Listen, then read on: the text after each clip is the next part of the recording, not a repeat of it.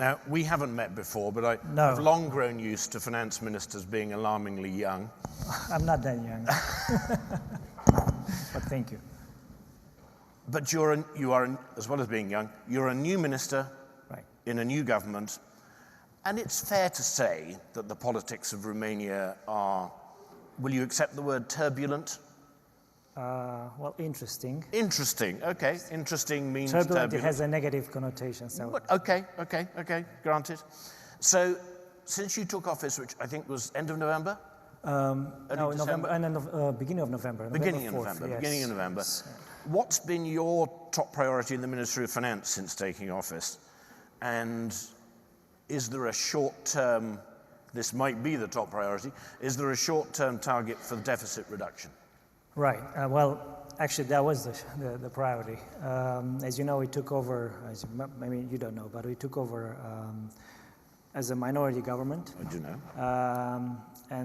Well, the first priority was to first see the real picture of the economy, what was left behind the socialist administration, and then how to solve it. So we looked at it as in two steps. First, we see what's there.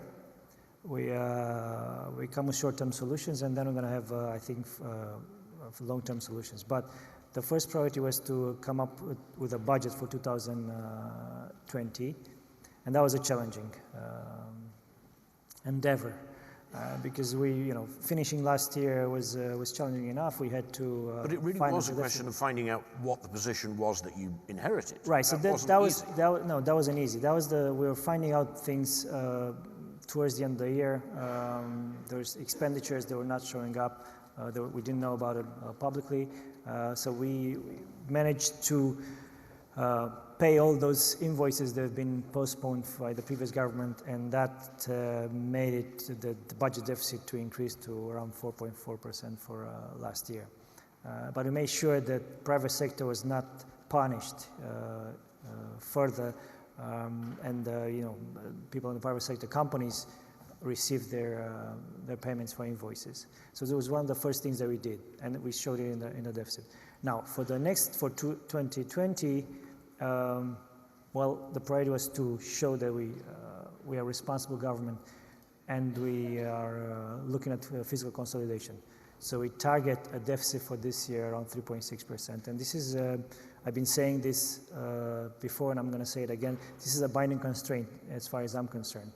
We're not going to go above this, although it is an election year. We have a lot of challenges also going forward.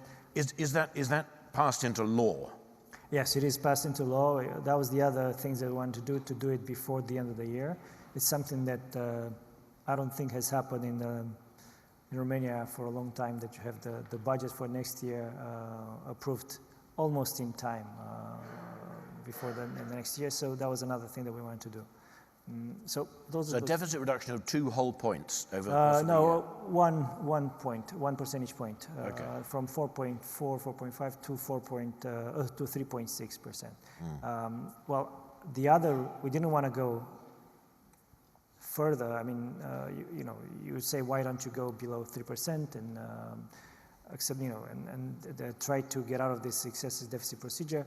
Would have been fiscal policy would have been then a brake on the economy. And one thing that we don't want to do, we don't want to have fiscal policy to be another source of volatility in the economy. It has been pro-cyclical, and now we're moving towards a more neutral fiscal policy. It's a gradual movement. It's not going to happen overnight, but it is something we want from fiscal policy to be more neutral in the economy. So that leads on neatly to talking about, obviously, you don't want to create a brake on growth. So which sectors in the economy, we're just talking about Hungary's diversification, which has enabled it to build up its defenses a bit. Which sectors of the Romanian economy are you identifying as engines for growth this year? Well, as you know, Romanian economy has been growing due to internal demand. Some consumption has been fueled by fiscal policy mostly. I think the two things that we changed in the budget for 2020. One thing is that the way we reallocated resources, we estimate that for the first time in many years, investments gross fixed capital formation, so investments in the economy, will have a bigger contribution to economic growth than consumption. This will be the first shift. The second shift, so a twist that we added, is that we want investment, especially public investment I'm talking here, public investment not to be funded solely from the budget. So here we have half of the investment to be funded from the local budget and half of it from European funds.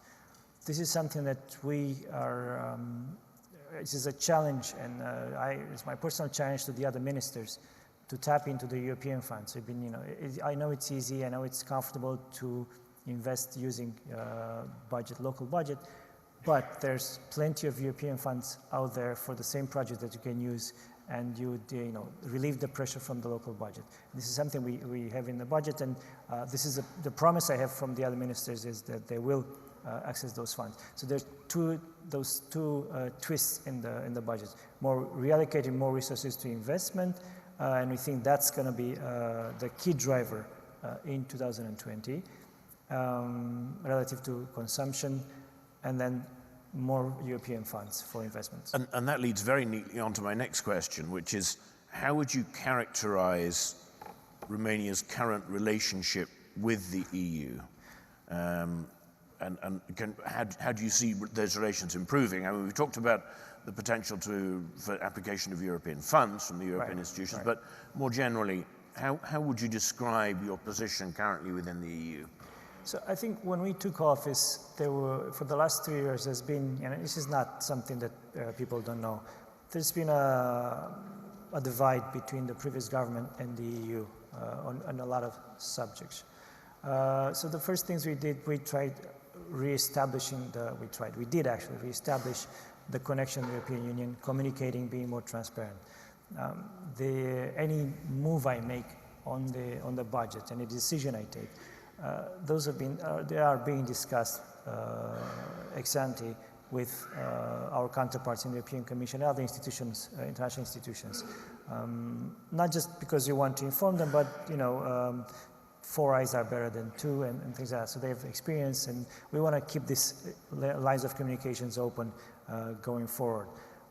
So I think that current administration, the Prime Minister just came from a visit to Brussels, where he met with a lot of commissioners. So the current administration does, I showed immediately that it's turning back towards a more, to a relationship with the EU it's functioning. It was a dysfunctioning relationship for the last 2 years, and we just, we try to repair that right now. This is what we're doing right now. You only have quite a short time before the next round of elections. Correctly. That's why this year is not a year of, this is a year of stabilizing the economy, basically. I think that the years of, reform and pushing the economy further will come after the elections. This is a year where we stop clean up the mess and prepare the economy for the next period. And I'm sure you're optimistic that you will remain in government. Well, this is, as you know, ministers are a political decision, and we'll see what they will do. But I'll do my job as long as I'm in this position. Okay, let's look outside Romania. What's the thing that worries you most in the external environment in terms of risks for the Romanian economy? Right. Well, I think that the weak part of the Romanian economy are the twin deficits, so the budget deficit and the current account deficit. So when you think of deficits, the problem is funding those deficits.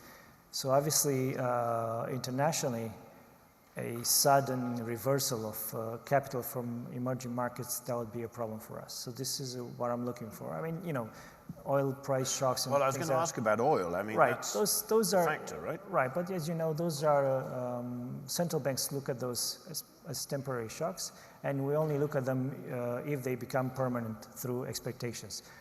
So I wouldn't be in the short term. I wouldn't be very worried about oil price shocks.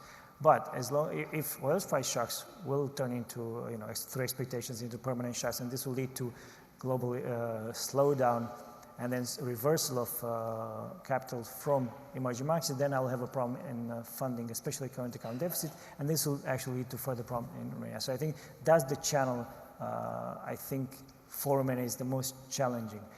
And this is another reason why we want to lower the budget deficit, especially the structured budget deficit, because most of the current account deficit problem comes from the fiscal policy.